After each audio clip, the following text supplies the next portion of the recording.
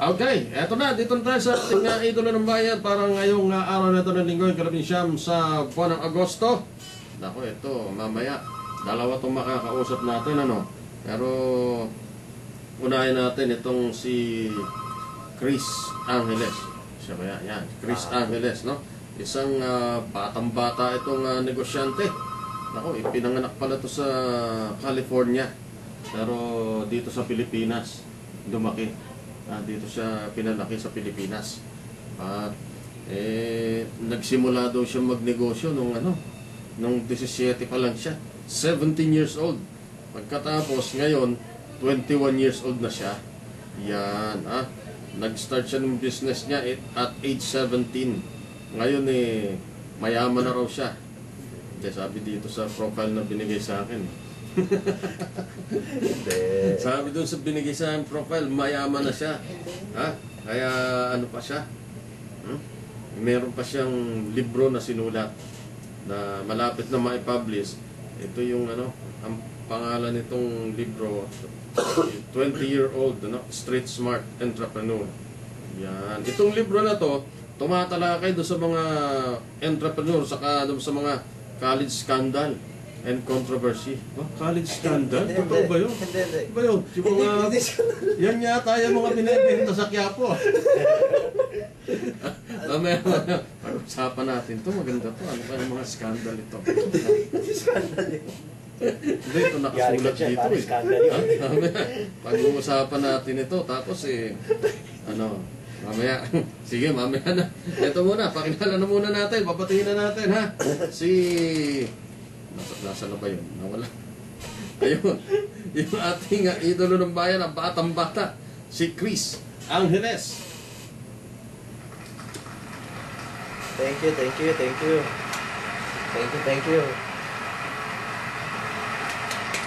Yan.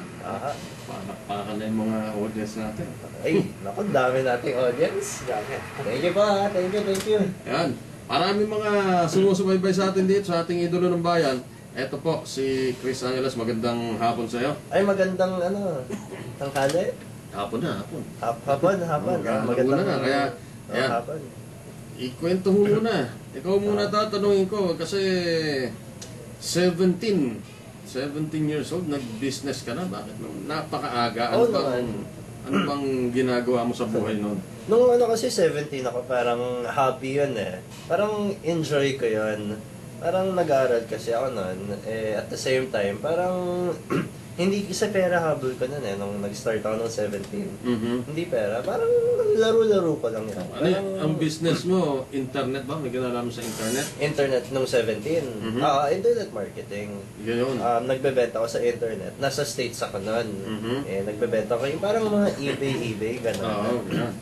Tapos, yun nga, nag-start ako. Parang wala lang magawa. Parang naging hilig ko lang yung gano'n. Gusto ko lang matry. Hindi ko habol yung pera. Hindi ko naman habol na kumita. May gusto kong bilhin. Wala lang. Parang enjoy lang. So, doon ka pala sa pinanganak sa California? Dito ako lumaki. Doon lang pinanganak. Pero yung passport mo? Dual. Kasi uso na ngayon yan Uso na ngayon dual. Yan. So, yan. Dito na siya lumaki. No? Tapos ngayon, 21 years old ka na? 21 na. 21. Matanda na. Oo nga, pero ang sabi dito sa akin ni Miss Christy David, mayaman ka na raw. Ay, hindi. At saka, yung ko naman, hindi ko habol yung pera. Talagang, habol ko talaga is, enjoy ko yung ginagawa ko. Ayun. I mean, money is not, hindi yun yung pinaka-importante sa business Yung importante doon is that enjoy mo yung ginagawa mo. May hilig ka doon sa ginagawa mo. Yun lang naman importante At saka yung maganda is that nagagawa ko yung mga gusto kong gawin. Let's say, gusto ko lumabas, gusto ko mag-date. Yung oras mo, nasa iyo. Oo. Diba? Oo. Hindi kasi, ka nakatali ng 8 hours doon sa trabaho. Kung kailan ko gusto magtrabaho, doon ako nagtatrabaho. Yung maganda. Yun ang kagandahan doon. Tapos pero yung yaman, ano lang, tama. Yung tama lang, Hindi naman yung sobra. Tama lang. Basta meron, ano? Basta yung enough na para makakain ka, maka-enjoy ka ng buhay. Kung gusto mo magbakasyon, kaya naman. Pero hindi naman yung sobra na yung kotse mo sobrang mahal. Hindi naman sa ganun. Hindi naman kailangan yung ganun eh. Basta yung... Paano to? Nakagraduate ka rin ba ng, ng school? Ayan yung iba sa akin. Yung gusto ko i-prove na kahit walang college degree, ako talagang iba yung tingin ko.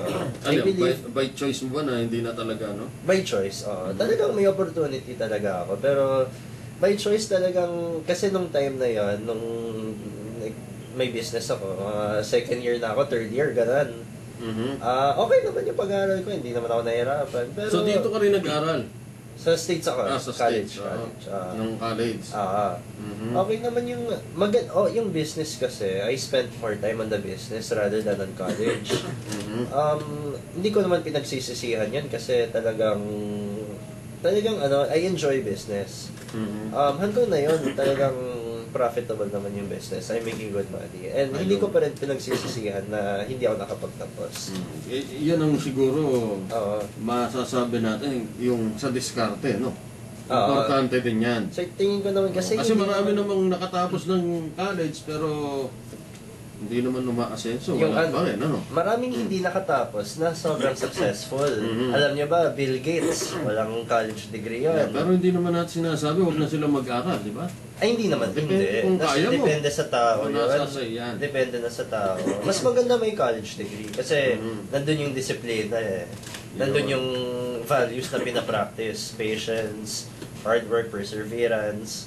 Pero ako, I get that through my business, yung mga values na yun. Doon ko pinapractice. 21 years old, tapos hindi siya nag-graduate ng college, pero successful siyang businessman ngayon. Marami yata yung mayaman sa internet ngayon, ano? Marami mga successful na negosyante sa internet. Anong nagbigay sa'yo ng inspirasyon para magnegosyo at age 17? Actually, kasi yung inspiration ko, yung nasa loob, passion yun eh, passion. It's all about passion and desire na gusto mo yung ginagawa mo. Enjoy mo yung ginagawa mo. Yun talaga yung pinaka-importante. Wala akong, hindi, yun nga, like what yung sinabi ko kanina, wala naman akong parang habol. Wala akong habol na pera o gano'n. Walang gano'n. Basta talagang gusto ko yung ginagawa ko. Yun lang talaga. Kaya talagang enjoy ko. Yeah. Okay, so ano ang sabi naman ng mga parents mo? Ano yan? Okay lang sa kanila kasi hindi ka nagtapos ng college. Ano naman eh, yung nag-decide ako, nung peak yung business ko, nung okay yung business ko, talagang pinrove ko sa kanila na tingnan nyo naman, Mommy, Daddy, tingnan nyo naman yung mga nagawa ko na so far. Tapos nakikita naman nila, actually believe na sila dun sa mga ginagawa ko yung sa business. Pinrove ko muna sa sarili ko, tapos pinaprove ko rin sa kanila, nakikita nila yung mga nagagawa ko so far. Tapos in-explain ko talaga na, yun nga, parang, ba't ko pa kailangan magtapos ng pag-aaral, tapos magtatrabaho kasi computer science ako nun. Magtatrabaho as a computer programmer. Etong kita na to, nothing compared dun sa sweldo ng computer programmer. Kaya, yun lang nakita ko na ba't ko pa kailangan ng degree. Okay naman yung kita ko na. Hanggang na yun, okay pa siya. Yun. So yun na yung naging parang turning point mo. Nung nakita mo okay yung business, idun ka na lang. Doon na lang. Sabagay, kaya nga magka-college para maging successful ka. At saka may sinulat din pala akong libro. Yung libro ko, The 20-Year-Old Street Smart Entrepreneur. Yung sinabi niyo naman kanina, mga scandal, hindi naman po gano'n. Nakalagay dito kasi sa binigay sa akin eh. Ibig sabihin ng controversial is that I talk, hindi siya, parang topic niya is something na, hindi naman against the college system, pero ang dami ko lang sinasabi na parang it's about yung situation ko, yung ako na yan, yung hindi naman ako nakapagtapos, how I believe na some people, not all hindi ko sinasabi na dapat wag na mag-college, hindi naman yun sinasabi ko. Pero sinasabi ko na kahit walang degree, kaya pa rin maging successful. At saka hindi kasi na may degree ka lang na successful. Hindi ko sinasabi.